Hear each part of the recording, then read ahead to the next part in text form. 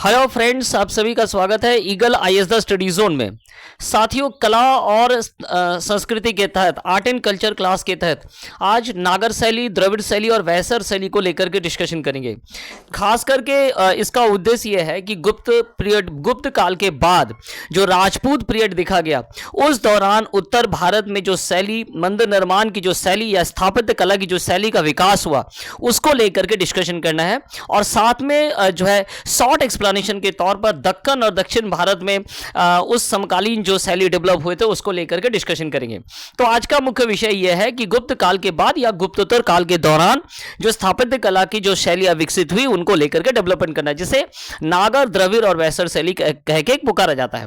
चलिए तो आगे बढ़ते हैं। सबसे पहले गुप्त पीरियड के समय काल के दौरान क्या कुछ हुआ उसको लेकर के डिस्कशन कर लेते हैं।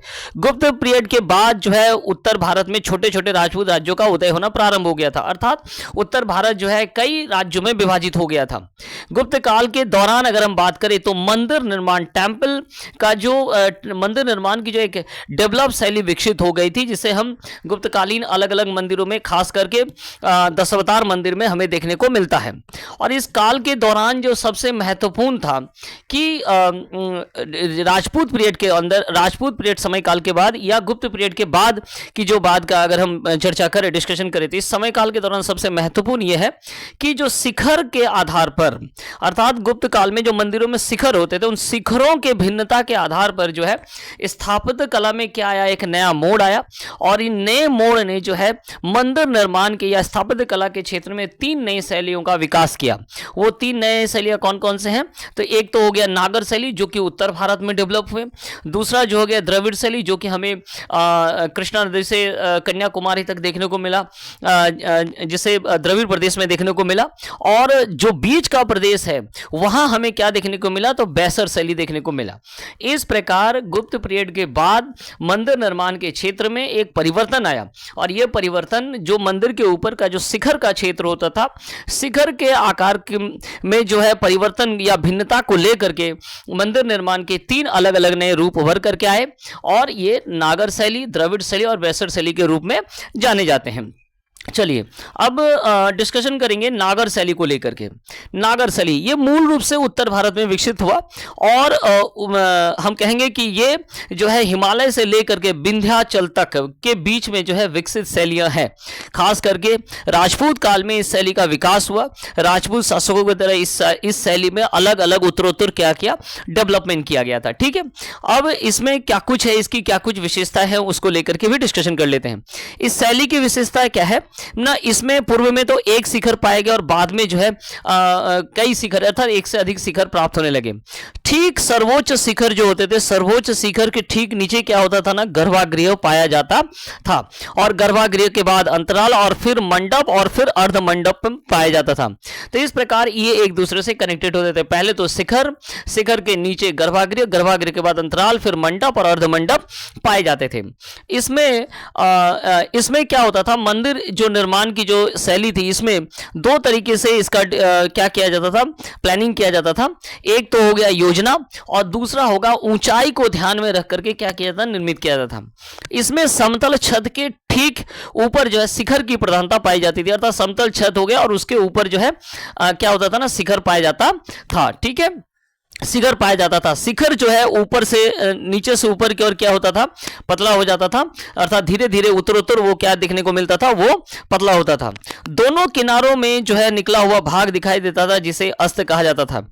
शिखर पर अम्लक, ठीक शिखर के ऊपर क्या, शिखर के पास क्या होता था, एक अम्लक, जो कि सबसे आकर्षक माने जाते थे। जैसे ये शिखर अम्लक हो गए, और फिर अम्लक के ऊपर क्या हो गए, क्या कलश हो गया, कलश स्थापित किया जाता था। तो इस प्रकार शिखर जो है, शिखर के ठीक हम कहेंगे शिखर के ऊपर अम्लक हो गए, अम्लक के ऊपर क्या होता था, कैलाश स्थापित किया जाता था। तो अम्लक जो है सबसे महत्वपूर्ण माना जाता था। गर्भगृह के सामने क्या होता था ना, मंडप, और फिर क्या पाया जाता था, अर्धमंडप पाया जाता था। नागर शैली में मंदिरों के जो विभिन्न हिस्से हैं उनको मानव के 8 हिस्सों के साथ तुलना करके क्या किया जाता, डिवाइड किया गया था। अर्थात मानव के 8 अंगों के साथ नागर शैली के मंदिरों का भी डिवीजन किया गया था, या उनके हिस्से डिवाइड किए गए थे। ठीक है, इस शैली में अगर निर्मित मंदिरों की अगर हम बात करें तो खजुराहो के मंदिर, उड़ीसा का जो जगन्नाथ मंदिर है, पुरी भुवनेश्वर लिंगराज के मंदिर हो गए, कोणार्क का मंदिर हो गया, दिलवाड़ा के मंदिर हो गए, सोमनाथ मंदिर हो गए, ये नागर शैली के क्या है उदाहरण है। अब नागर शैली का क्या हुआ, समय समय पर डेवलपमेंट देखने को मिला, जिसे जो है डिफरेंट स्कूल्स ऑफ नागर कहा जाता है। तो नागर शैली को जो है बाद में जाकर के 3 स्कूलों में डिवाइड किया गया या शैलियों में डिवाइड किया गया। ये 3 जो शैली थे उनमें जो प्रमुख शैलियां हैं वो क्या है ना, चंदेल शैली। चंदेल शैली जिसे खजुराहो स्टाइल्स भी कहा जाता है, खजुराहो शैली भी कहा जाता है। इस शैली में अंदर और बाहर के दीवारों का क्या था, अलंकरण किया जाता था और वात्स्यायन के कामसूत्र के आधार पर जो है अलंकरण देखने को मिलता था। ठीक है, या कार्विंग देखने को मिलता था। इसके बाद सैंडस्टोन का प्रयोग इसके निर्माण में किया जाता था। तो ये जो चंदेल शैली है उसका जो सबसे हमें उदाहरण देखने को मिलता है, सर्वोच्च उदाहरण, वो खजुराहो के मंदिर में हमें देखने को मिल रहा है। ठीक है, नेक्स्ट अगर शैली की बात करें, नागर शैली में जो नेक्स्ट जो शैली है वो है सोलंकी शैली, जो गुजरात और राजस्थान के क्षेत्र में डेवलप हुआ और इसे सोलंकी शासकों द्वारा क्या क्या संरक्षण दिया गया। इसमें दीवारों पर जो है अलंकरण का अभाव था। इसमें गर्भगृह और मंडप जो है आपस में क्या थे ना, कनेक्टेड थे। इस उपशैली में मंदिर के पास जो है क्या क्या था, एक पानी की टंकी बनाई जाती जिसे सूर्यकुंड कहा जाता था। 12वीं शताब्दी या आगे चल करके इसे मारू गुर्जर शैली भी कहा जाने लगा। रानी के पाव जैसे कुछ जो है निर्माण इसके उदाहरण हैं। ठीक है, इसके अलावा इसका जो तीसरा शैली है जिसे उड़ीसा शैली है, और नागर शैली का सर्वोत्तम कहेंगे कि रूप जो है उड़ीसा शैली में देखने को मिलता है, जिसे इसे कलिंग शैली भी कहा जाता है। इस शैली में जो मंदिर का निर्माण हुआ भुवनेश्वर में निर्मित हुए, पुरी के जो मंदिर है वो, कोणार्क का जो मंदिर है वो, ये सभी जो है नागर शैली के सर्वोत्तम उदाहरण प्रस्तुत करते हैं और इसे उड़ीसा की शैली कहा जाता है। तो ये था नागर शैली, जो कि उत्तर भारत में हिमालय से लेकर विंध्य के क्षेत्र में अलग अलग शासकों द्वारा डेवलप किए गए, जिनमें चंदेल शासक, सोलंकी शासकों के द्वारा, परमार शासकों के द्वारा, उड़ीसा के शासकों के द्वारा इसका क्या किया था, डेवलपमेंट किया गया था। अब हम लोग देखेंगे कि इसी के समय काल के दौरान जो है दक्षिण और दक्कन के क्षेत्र में कौन से शैलियों का उदय हुआ। दक्षिण के क्षेत्र में कृष्णा नदी से कन्याकुमारी तक जो शैली बना उसे हम क्या कहते हैं, द्रविड़ शैली कहते हैं। ये मूल रूप से दक्षिण भारत में उदय हुआ। इसमें क्या होता था कि आधार जो है वो वर्गाकार होता था और शिखर जो है वो किस प्रकार पाया जाता था, पिरामिड की तरह पाया जाता था, जिसे क्या कहते हैं ना, विमान कहा जाता है। तो वहां शिखर नहीं, यहाँ क्या प्राप्त होता था, विमान प्राप्त होता था। शिखर के शीर्ष पर अम्लक और कलश की जगह पर क्या होता है ना, स्तूपिका पाए जाते थे। इस शैली के मंदिर ऊंचे प्राचीरों से, अच्छा यहाँ पर क्या है, नागर शैली में इसका अभाव था। यहाँ जो है प्राचीर, बाउंड्री वॉल्स से ये क्या होते थे, घिरे होते थे, और तोरण द्वार भी यहाँ पर क्या पाए जाते थे। प्रांगण पर जो है अलंकृत और बहुमंजिल भवन बना जाता, जिसे गोपुरम भी कहा जाता था। तोरण पर जो है बहुमंजिल भवन का निर्माण किया था। जो प्रवेश द्वार है, प्रवेश द्वार जो है बहुमंजिल बना दिया गया, तो इसे क्या कहते हैं ना, इसे गोपुरम कहते हैं। द्रविड़ शैली के जो अगर उदाहरण हम बात करें, प्रमुख उदाहरण, तो बृहदेश्वर मंदिर जो कि तंजावुर तमिलनाडु में स्थित है, हेलीवेडु का होयसलेश्वर मंदिर, कैलास अलोरा मंदिर में भी इसके एग्जाम्पल प्राप्त होते हैं, मीनाक्षी मंदिर में प्राप्त होते हैं, रामप्पा मंदिर तेलंगाना में प्राप्त होते हैं। चलिए अब नेक्स्ट बात करेंगे बैसर शैली को लेकर। अब विंध्य क्षेत्र से जो है कृष्णा नदी के बीच में अर्थात दक्कन के क्षेत्रों में जिस शैली का विकास हो उसे बैसर शैली कहते हैं। इसमें उत्तर भारत के नागर शैली और दक्षिण के द्रविड़ शैलियों का क्या था ना, दोनों तत्व इसमें पाए जाते थे, अर्थात संयुक्त थे। ये शैली मुख्य रूप से जो है बादामी के चालुक्य या चालुक्य शासकों द्वारा डेवलप किया गया और इसमें होयसलों के द्वारा भी डेवलप किया गया। तो ये जो है दक्कन में जो स्थापित हुए शासक, उन दक्कन के शासकों के द्वारा या राजवंशों के द्वारा जो है बैसर शैली का क्या किया गया, परिवर्तन किया गया।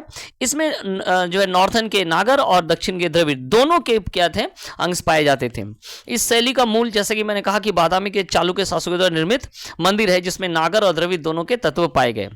बैसर शैली और नागर शैली में क्या पाए जाते थे, बैसर शैली से जो निर्मित मंदिर थे उनमें नागर शैलिकों की तरह क्या होता था, शिखर, और द्रविड़ शैलिकों की तरह विमान दोनों पाए जाते थे।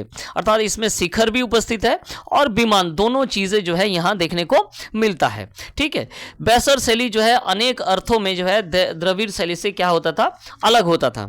जैसे बैसर शैली में जो है गर्भगृह था और मंडप था वो क्या होता था, चौड़ा और गोलाकार प्रकार का होता था, जबकि द्रविड़ में क्या होता था, वो वर्गाकार होता था, और नागर में क्या होता था, वो आयताकार होता था। तो इस प्रकार जो है अंतर देखने को मिल रहा है।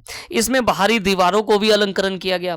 बैसर शैली में जो है कारीगरों को या जो आर्किटेक्चर बना उनको एक और क्या दिया गया ना, महाकाव्यों, पुराणों और वैदिक कथाओं को भी जो है अलंकरण करने के लिए उन्हें परमिशन मिला हुआ था, मतलब ये भी वो उकेड़ सकते थे, तो ये उनके पास एक प्लस पॉइंट था। इसके साथ साथ इसमें लघु शिखर बनाया गया जो कि भूमिज प्रकार के होते थे। ठीक है, बैसर शैली के अगर उदाहरण की बात करें तो रामालिंगेश्वर मंदिर हो गए, साथ में कैलाश्वर मंदिर, केशव सरा जो लकुंडी में स्थित है वो मंदिर, मल्लिकार्जुन मंदिर, महादेव मंदिर इटागी के जो मंदिर है वो बैसर शैली के क्या है उदाहरण है। तो इस प्रकार गुप्त काल के बाद जो स्थापत्य कला के क्षेत्र में जो परिवर्तन आया उसमें 3 शैलियां डेवलपमेंट होने को दिखा। 3 शैलियां निकल करके आए जो कि नागर, द्रविड़ और बैसर शैली के तौर पर देखा गया। नागर जो कि उत्तर भारत में डेवलप हुआ, द्रविड़ जो कि दक्षिण भारत में डेवलप हुआ, और जो बैसर शैली है वो बिंद से लेकर कृष्णा नदी के बीच में स्थापित हुए। इन्हें अलग अलग शासकों के द्वारा क्या किया गया, बाद में परिवर्तित होते होते इसे जो है और भी जो है क्या किया, विकसित किया गया। तो आर्ट एंड कल्चर के क्लास में आज हम लोगों ने नागर, वैश्य और द्रविड़ शैली को देखा, या राजपूत पीरियड में जिस शैली का डेवलपमेंट हुआ था जिससे नागर शैली को देखा। बाद में जाकर के जो है और भी इसमें डेप्थ में जाकर के क्या लाए जाएंगे, लेक्चर्स लाए जाएंगे। आप सभी हमारे साथ जुड़े रहिए। आप सभी का जुड़ने के लिए बहुत बहुत धन्यवाद।